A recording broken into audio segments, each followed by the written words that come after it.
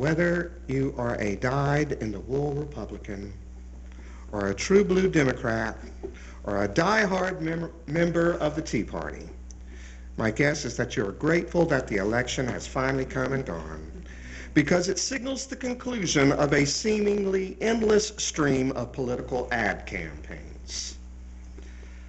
Our television and radio airwaves are no longer crammed with the mud that has been slung from one candidate to another.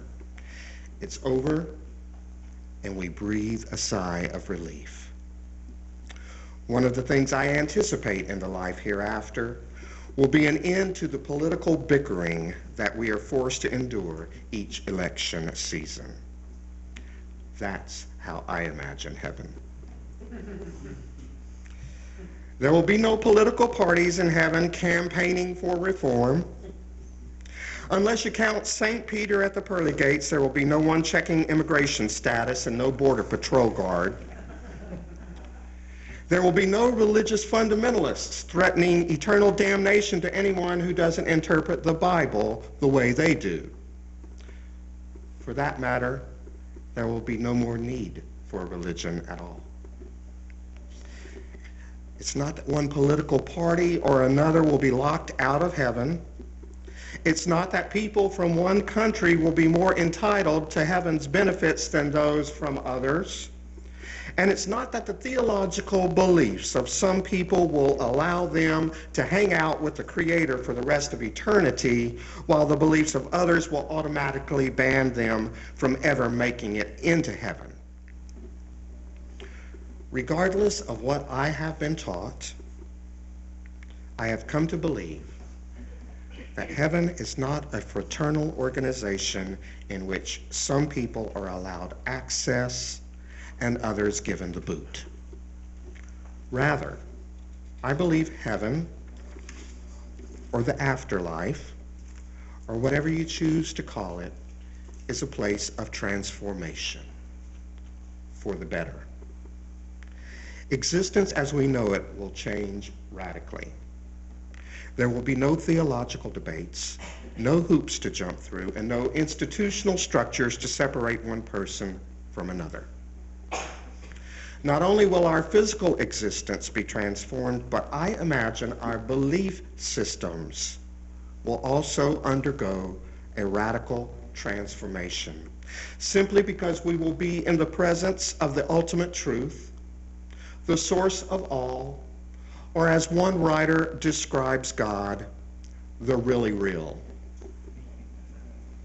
And I think that's what's at the heart of this morning's reading, found in the 20th chapter of Luke, verses 27 through 38.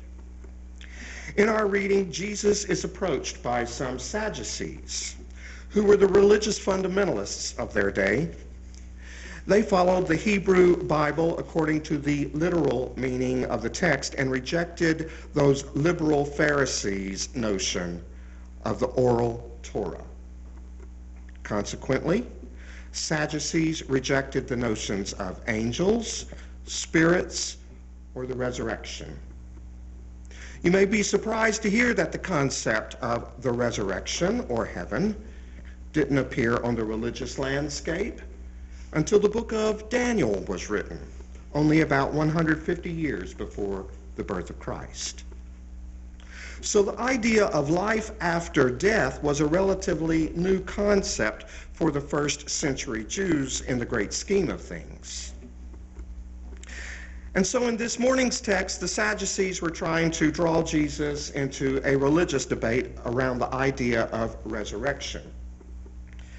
And they did so by posing a hypothetical situation that may sound pretty bizarre to many of us. But before talking about their hypothetical situation, I need to first provide a little background information on something that was called levirate marriage.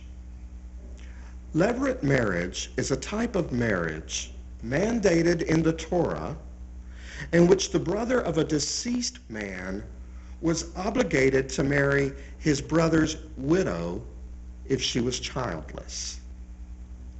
Any children that would arise from that new marriage would then be treated as if they were offspring of the dead brother rather than the genetic offspring of the living brother. Now, on the positive side, this arrangement served as protection for the widow and her children, ensuring that they had a male provider responsible for them.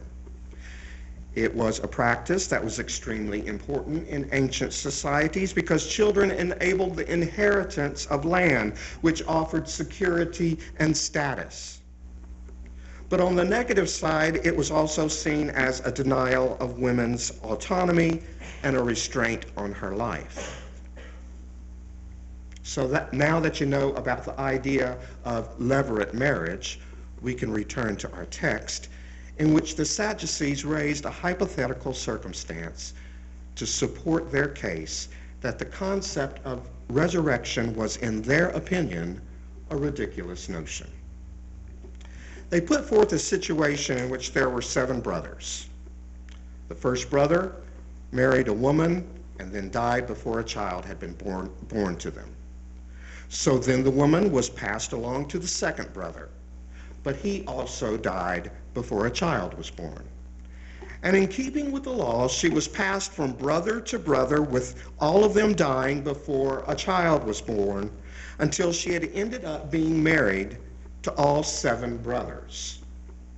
Finally, she died too, I suspect from exhaustion. The Sadducees said if there really was an afterlife, whose wife would she be in heaven, since she had been married to all 7 brothers on earth? You see, for the Sadducees to wrap their heads around the idea of an afterlife, they had to make sure it was encased within the structures and rules and regulations of their earthly existence. They couldn't conceive of a heaven without the Torah, which it seemed had an answer for almost everything, including who you could or could not marry.